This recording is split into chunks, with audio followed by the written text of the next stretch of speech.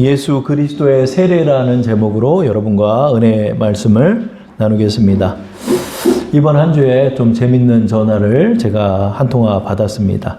한 집사님에게서 전화가 저녁에 왔습니다. 이 집사님은 저희 교회 집사님은 아니셨는데 어떻게 연결되셔가지고 또 저희 교회를 섬기고 싶다고 하셔서 이렇게 함께 연락을 하고 또 도움의 손길을 주셨던 집사님인데 이 집사님으로부터 아는 동생이 전화가 왔답니다. 그래서 우리 교회에 신년을 맞이해서 우리 사랑을 함께 나누고 싶어 전화를 했답니다. 그래서 어느 교회를 좀 도우면 좋겠냐 그렇게 이 집사님에게 전화가 왔대요. 그래서 저희 교회를 소개를 시켜 주셨답니다.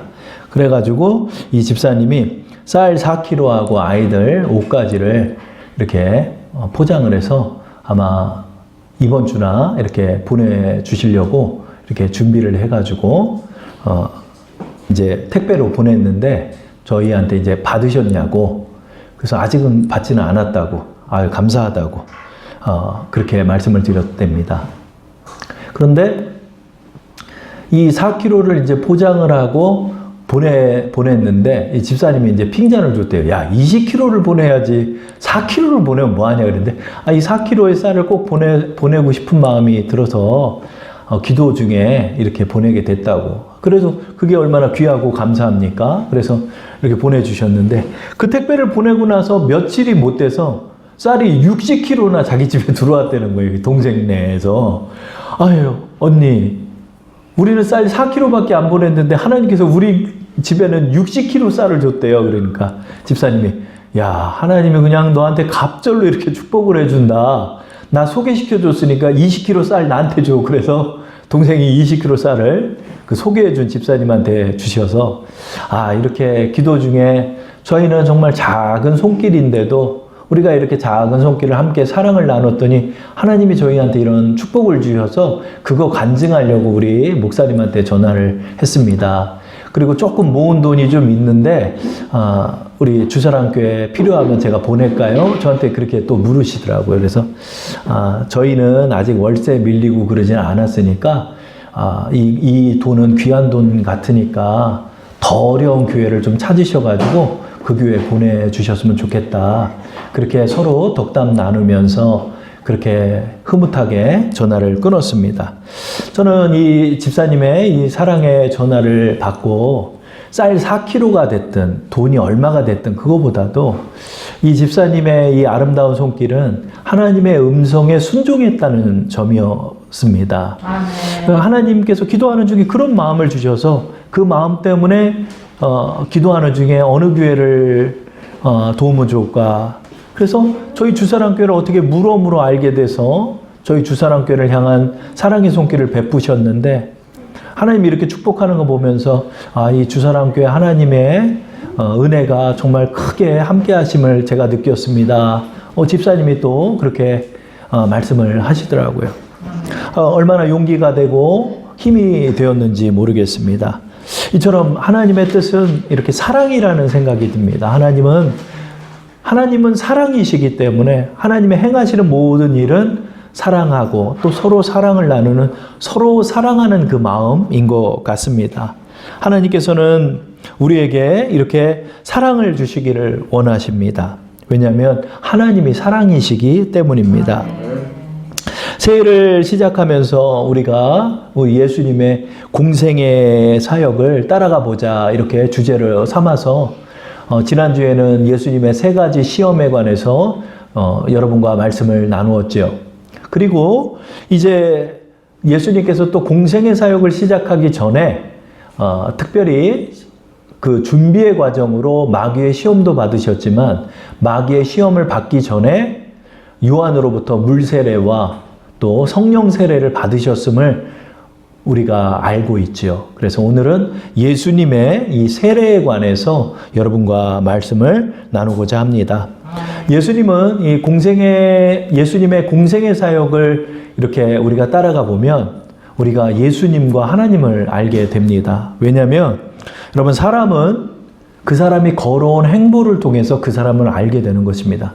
내가 여러 가지 미사여구를 가지고 나는 좋은 사람이다, 나는 사랑이 많은 사람이다, 나는 겸손한 사람이라 말하는 게 중요한 게 아니라 그 사람이 정말 겸손하고 사랑이 있는 사람이라면 그 사람의 행함도 사랑이 묻어나와야 하는 것입니다. 저는 이 예수님의 공생의 사역을 이렇게 더 깊이 있게 생각해보고 또 말씀을 보면서 예수님이 참 아름다운 분이다 하는 것을 느껴요. 그래서 오늘 예수님의 이 세례의 사건도 그 속에 담겨있는 우리 주님의 사랑과 하나님 아버지의 사랑이 담겨 있음을 보게 되는 것입니다. 사람은 누구나 그 본성대로 행해요, 여러분. 악한 사람이 선을 계속해서 행하지 못해요.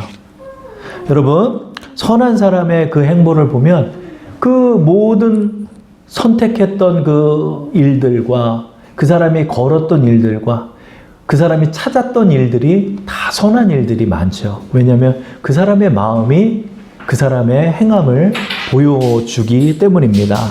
우리 주님의 이 공생의 사역을 보면 자신을 위한 일이 하나도 없어요. 우리 예수님의 걸으신 그 길을 보면 우리 모두를 위한 그 사랑의 행보라는 것을 여러분 보게 됩니다. 그래서 예수님은 내가 메시아라고 말할 필요가 없어요. 정말로 예수님을 알고자 하는 사람은 예수님이 걸었던 공생의 사역을 이렇게 살펴만 봐도 이분이 어떤 분인지를 알게 되는 거예요, 여러분. 여러분, 그 사람이 걸어온 그 모든 길이 그 사람을 말해주잖아요. 그렇죠? 그래서 예수님의 이 공생의 사역을 따라가면서 우리가 예수님의 마음과 하나님의 사랑을 우리 마음속에 더 깊이 깨닫게 될 것 같습니다. 하나님께서는 이 사랑의 마음을 갖고 계신 분이시기 때문에 하나님의 행하신 모든 것이 다 사랑이라 할 수 있죠. 하나님은 완전한 분이시기 때문에 하나님께서는 모든 의를 이루시기 위하여 모든 일을 진행하시고 인도하신다는 것을 우리는 알게 됩니다. 오늘 말씀의 본문에서도 마태복음 3장 15절에 보면 예수님께서 세례를 받으신다는 목적이 뭐라고 그랬죠? 이제 허락하라. 우리가 이와 같이 하여 모든 의를 이루기 위하여 예수님께서 세례를 받으신다 말씀하셨죠. 하나님의 행보는 사랑과 공의입니다. 하나님은 그분의 성품에 완전하게 행하여 주시는 분이 되는 것입니다. 그런데 우리가 세상을 이렇게 보면 여러분 어떤가요? 우리가 세상에 부조리를 많이 보게 되죠. 세상이 부조리를 봅니다. 세상은요, 모든 의를 이루기 위하여 일하지 않아요. 나의 의를 이루기 위하여 일을 합니다. 그러나 여러분, 우리가 하나님을 믿고 하나님을 경배하며 하나님의 길을 따르는 것은 하나님은 모든 의를 이루시는 길을 선택하시고 완전한 사랑과 완전한 공의를 이루시기 때문에 우리는 주님을 따르는 것입니다. 우리 예수님의 성육신의 사건도 이 모든 의를 이루기 위한 하나님의 사랑의 실천이 되었던 것입니다. 우리 주님이, 우리 하나님께서 하나님을 배신한 아담과 하와의 후손들을 하나님은 처단하지 않으셨습니다. 처단할 만도 했고 심판할 만도 했습니다. 그러나 하나님께서는 그들을 처단하기보다는 그의 아들을 그 배신자 집단인 이 인류를 위하여 인간의 몸을 입게 하셔서 그 인류의 죄를 대신 지게 하시고 대신 지셔서 그 심판을 그 아들에게 대신 받게 하셔서 온 인류를 구원하신 것입니다. 그래서 하나님께서는 하나님의 모든 의를 이루신 것입니다. 그래서 여러분의 인생길에서 내가 옳다는 이름 하에서 내 상대를 짓밟는 것은 하나님의 의가 아닙니다. 내가 옳다는 이름 하에서 저 사람을 쫓아내는 그 모든 일들, 저 사람을 묵살하는 모든 일들, 그것은 하나님의 사랑이 아닌 것입니다. 우리 하나님의 사랑은 도리어 나의 대적자에게, 나를 배신한 자에게, 도리어 죄만 짓고 살아가는 사람들과 같이 되어주셨던 것입니다. 그들과 같이 되어주셔서 그 모든 죄를 그분이 안으시게 하시고, 그래서 십자가를 지게 하시고 심판을 대신 받게 하셔서 그 배신자도 구원하셨고 그 죄인들도 구원하신 것이 이 하나님의 놀라운 사랑이 되는 것입니다. 이 점에서 우리 주님께서 세례를 받으시려고 이 요단강 세례 요한에게 가신 사건도 그 속에 담겨있는 의미를 생각할 때마다 정말 놀라게 됩니다. 저는 오늘 예수님께서 왜 요한에게 가셨는지, 왜 그 갈릴리에서 요단강까지 굉장히 먼 거리에 거의 사해바다 인근 지역까지 내려가신 거이기 때문에 거리상으로 굉장히 먼 거리인데 이 나사렛에서 목수 생활을 청산하시고 이제 공생의 사역을 시작하시기 위해서 곧바로 사역을 시작한 게 아니라 요단강에 가서 세례 요한을 만나신 것입니다. 그것이 바로 마태복음 3장 13절에 담겨 있죠. 우리 다 함께 합독해 보겠습니다. 이때 예수께서 갈릴리로부터 요단강에 이르러 요한에게 세례를 받으려 하시니, 그러니까 이 마태복음 3장 13절에 우리 예수님께서 지금 왜 요단강으로 가시는 목적을 말씀하고 있지요. 왜요? 요한에게 세례를 받으러 가셨다는 것입니다. 그래서 요단강까지 이렇게 걸어 내려가셨습니다. 갈릴리로부터 요단강에 가셨다는 것, 그 갈릴리 인근 지역에 나사렛이라는 동네가 있었기 때문에 예수님께서는 나이 30대까지 이 나사렛 인근에서 계속 일을 하시면서 지냈던 분이시지요. 근데 이 모든 것을 마치시고 이제 요단강으로 가서 세례 요한의 회개의 세례를 받으시려 그렇게 내려가신 것입니다. 요한을 만났습니다. 근데 요한은 곧바로 예수님이 누구신지를 알아봤습니다. 그것은 바로 예수님에게 성령이 임하심을 요한도 보았기 때문에 하나님께서 계시의 말씀으로 성령이 누구에게든 임하는 것을 보거든 그가 그리스도며 메시아라는 말씀을 들었는데 이 세례 요한이 보니까 예수님께 성령이 임하심을 보면서 그도 고백하게 됐죠. 당신은 그리스도이십니다. 나는 당신의 신들매를 들 자격조차도 없는 사람입니다. 라고 고백을 하였죠. 그런데 예수님이 그 요한에게 세례를 받으시겠다라고 요단강으로 내려오실 때 요한이 말리고 있습니다. 14절에 말씀하고 있죠. 요한이 말려 이르되 내가 당신에게서 세례를 받아야 할 터인데 당신이 내게로 오시나이까? 이렇게 말하죠.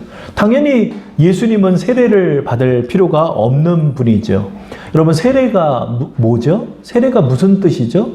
이 세례는 물에 들어갔다 나오는 의식입니다. 그렇죠? 그래서 이 베프티조라는 단어인데 이것도 물에 잠기다, 담그다라는 뜻이 있습니다. 그래서 이 세례를 침례라고도 표현하죠. 침례는 완전히 물속에 머리까지 다 들어가는 것을 말하는 것이죠. 이 물에 들어갔다 나오는 사건. 하나님께서는 왜 이 침례, 이 세례를 우리 모두에게 받게 하시는 것인가요? 이것은 물에 들어가서 우리의 죄인된 모습들이 다 죽고 물로 나와서 새롭게 구원받은 백성, 거듭나는 백성을 상징하는 대표적인 예식이 되는 것입니다. 그래서 인간이 죄에서 구원을 받아 새롭게 중생한다는 상징적인 예식이 바로 이 세례입니다. 그러니까 세례는 죄인 됐던 자들이 회개하고 구원받아서 그렇게 중생하게 된다는 것을 예표하는 것이지요. 그런데 예수님이 세례를 받는다? 그러면 예수님이 무슨 죄를 졌기 때문에 세례를 받을까요? 당연히 요한이 말리는 이유가 여기 있는 것입니다. 주님, 어떻게 당신이 저한테 세례를 받습니까? 내가 당신에게 세례를 받아야죠. 그랬더니 주님께서 3장 15절의 말씀을 요한에게 말씀하시죠. 우리 다 함께 합독해 보겠습니다. 예수께서 대답하여 이르시되 이제 허락하라. 우리가 이와 같이 하여 모든 의를 이루는 것이 합당하니라 하시니 이에 요한이 허락하는지라. 예수님께서 세례를 받는 이유가 뭐라고요? 모든 의를 이루는 것이 합당하기 때문에 내가 세례를 받아야 한다. 이렇게 말씀하는 것이죠. 이 모든 의를 이룬다는 게 뭐죠? 이것이 바로 하나님의 뜻이라는 것입니다. 하나님께서 내가 세례를 받고 공생애를 공식적으로 시작하기를 원하시기 때문에 나는 세례를 받겠다. 그러니 너가 허락해라. 그러자 그 말을 들은 요한이 허락하고 예수님에게 세례를 베풀게 되는 것입니다. 이 모든 의를 이룬다는 것, 이것이 하나님의 뜻이라는 것이 무슨 의미를 갖고 있을까요? 의라는 것은 하나님께서 보시기에 올바른 상태를 말하는 것입니다. 이 의는 하나님의 성품이며 공의로운 하나님의 본성이 되는 것입니다. 하나님께서는 완전한 의를 이루게 하시기 위하여 예수님에게 세례를 받게 하신 것입니다. 죄 없는 예수님이 왜 세례를 받을까요? 그 이유는 바로 우리 주님께서는 철저하게 죄인된 인간을 대표해서 이 땅에 계시기 때문입니다. 그래서 예수님께서 세례를 받으시는 것은 죄인된 인간의 신분으로, 죄인된 인간의 신분을 대표하는 자로서 세례를 공식적으로 받는다는 것을 의미하는 것입니다. 예수님께서는 죄인된 우리를 위하여 정말로 낮아진 인간, 그러나 낮아진 인간일 뿐만 아니라 죄인된 자들의 대표로서 세례를 받아 주시는 것입니다. 그래서 세례를 받음으로 하여서 이제 공식적으로 우리의 죄를 지고 가는 어린 양으로서 공생의 사역을 시작하는 것입니다. 그래서 요한복음 1장 29절에 세례 요한이 예수님을 보고 나서 이렇게 고백하지요. 이튿날 요한이 예수께서 자기에게 나아오심을 보고 이르되 보라 세상 죄를 지고 가는 하나님의 어린 양이로다 라고 고백하죠. 예수님께서는 세상 죄를 지고 가시기 위해 세상 죄인들을 위하여 세례를 받으신 것입니다. 그래서 하나님의 어린 양이 되셔서 이제 우리의 죄를 대속하시기 위해 십자가를 지시기 위해 이제 공식적으로 세례를 받으시며 시작하신 것이죠. 예수님께서 물속에 들어가셨다 나오는 이 침례 의식을 마치시고 요단강에서 올라오셨습니다. 요단강에서 올라오자마자 놀라운 일이 벌어졌습니다. 그것은 바로 성령이 비둘기와 같이 우리 주님에게 임하시는 성령 세례의 사건입니다.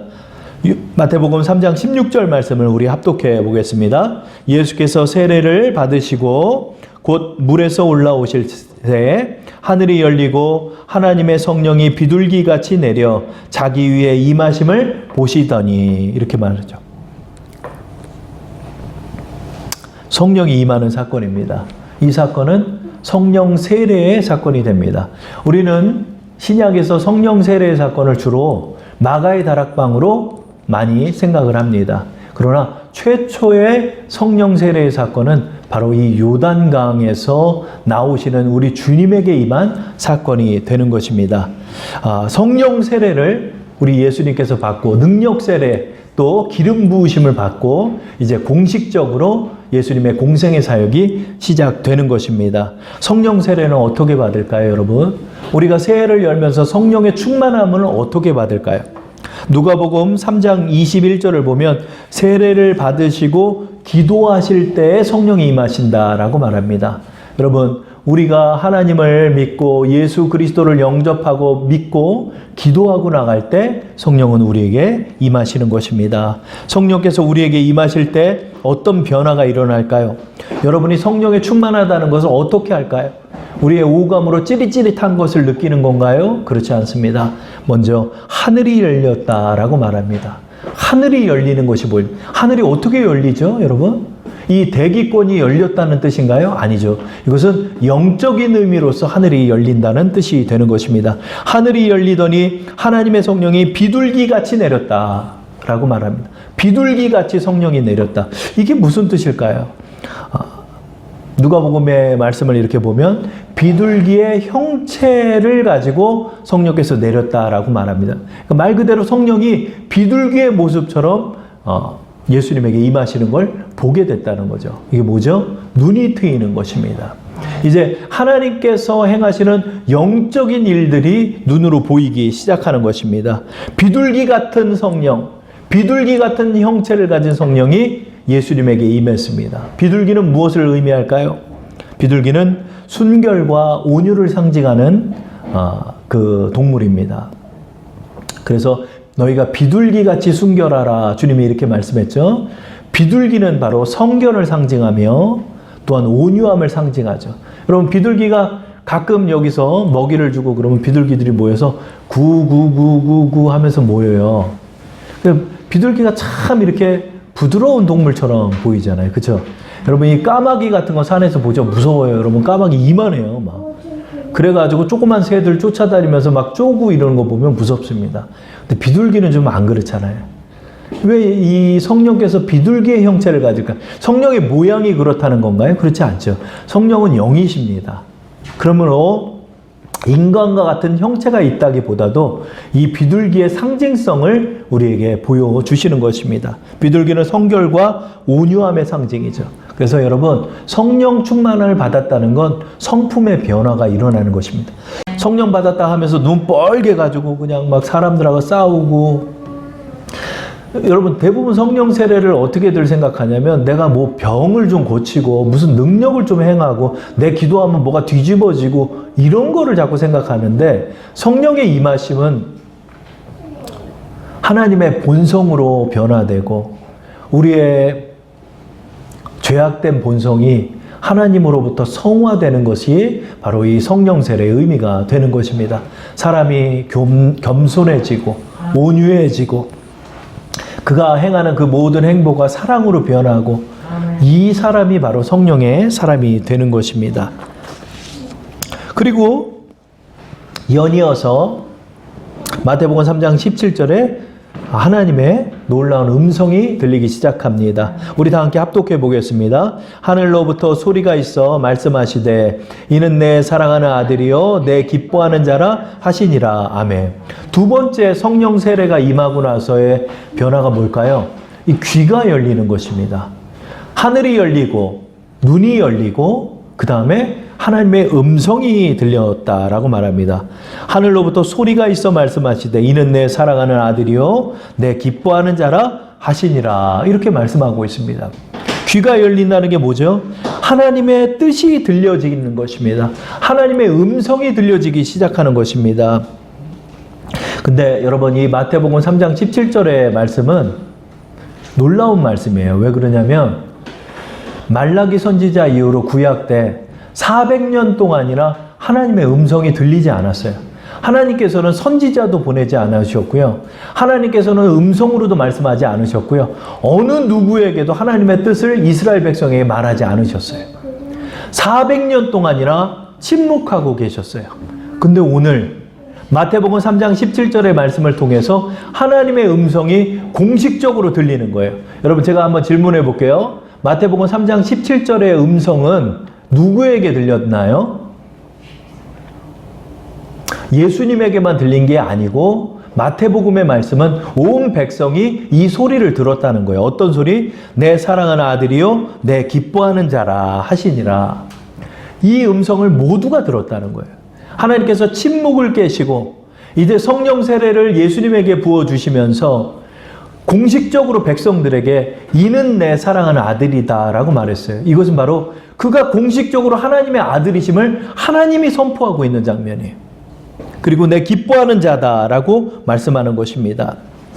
이처럼 성령의 충만함을 우리가 받게 되면 어떤 변화가 일어나죠? 하나님의 뜻이 말씀 속에서 분별되는 거예요. 아, 하나님이 나에게 이걸 원하시는구나. 2022년 한 해 동안 하나님이 나에게 이걸 원하시는구나. 우리는 이 하나님의 뜻을 들으려고 기도하죠. 그럼 그때서부터 하나님의 뜻이 들리는 거예요. 하나님, 내가 교회를 어떻게 섬기면 좋을까요? 하나님, 내가 이 선택을 어떻게 하면 좋을까요? 하나님이 말씀하시되 소리가 있어. 하나님의 소리가 들리는 거예요.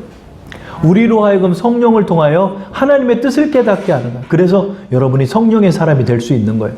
저도 여러 가지로 지금 기도하고 있는 점들이 있습니다.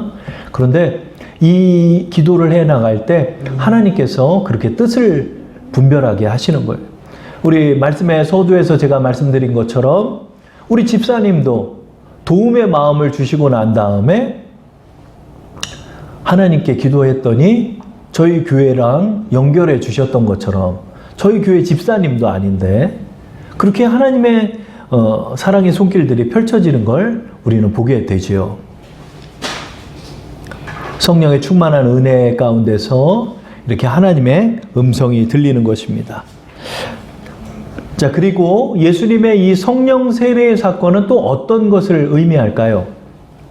제가 여러분께 한번 질문해 볼게요. 왜 예수님은 나이 30에 요한으로부터 물세례를 받고 하나님으로부터 성령 세례를 받으러 오셨을까요? 27살에 올 수도 있었고 나이 40살에 올 수도 있었는데 왜 예수님은 나이 30에 이 하나님의 성령의 기름 부으심을 받으러 오셨던 걸까요? 그 이유는 바로 이스라엘의 전통적인 율법에 있습니다. 이스라엘의 이 레위 지파나 이런 사람들을 보면 나이 30에 공식적으로 기름 부음을 받고 그리스도로 칭함을 받게 됩니다. 이 그리스도라는 것은 기름 부음을 받은 자라는 뜻입니다. 그래서 구약에선 대표적으로 세 부류의 사람이 기름 부음을 받았습니다. 왕과 선지자와 대제사장이 하나님으로부터 기름 부음을 받고 왕으로 또 대제사장으로 선지자로 취임하는 것을 우리는 보게 되죠. 그래서 사무엘 선지자가 이새의 집으로 가서 그 뿔에다가 기름을 담아다가 한 다음에 다윗을 만나고 나서 다윗 머리 위에 기름을 부는 장면을 우리가 보잖아요. 사무엘서를 말씀을 통해서. 그 이유가 바로 그것이 바로 그리스도라는 뜻입니다. 그것이 바로 기름 부음을 받고 하나님으로부터 공식 취임식을 여는 것이 바로 그 기름 부으심입니다. 이것이 신약으로 가서는 이제 성령의 기름 부으심을 받는 것이 그리스도가 되는 것입니다. 예수님께서는 지금 성령의 기름 부으심을 받으며 대중에게, 민중에게, 이스라엘 백성에게 공식적으로 그리스도라 하며 취임식을 받는 장면이 이 바로 요단강의 사건이 되는 것입니다. 여러분, 우리가 이제 한 2달여가 있으면 대통령 선거를 하게 되지요. 대통령으로 선출된 분이 제일 먼저 하는 게 뭐죠? 대통령 취임식입니다. 대통령 취임식을 하며 미국 같은 경우는 성경책에 손을 얹고 나는 하나님을 섬기며 이 나라를 이끌겠습니다. 이렇게 공식적으로 선포하는 것처럼 모든 공생의 사역의 시작에, 모든 공식적인 사역의 시작에는 그 자격에 대한 취임식이 있는 것입니다. 기름 부으심의 사건, 왕과 대제사장과 선지자로서의 바로 메시아로서의 공식적인 취임식이 되는 것입니다. 우리 예수님께서는 성령의 능력을 받으셨고 이 취임식을 하시며 또 죄인된 인간의 대표로서 세례를 받으심으로 이제 공식적으로 공생의 사역을 시작하게 되는 것입니다.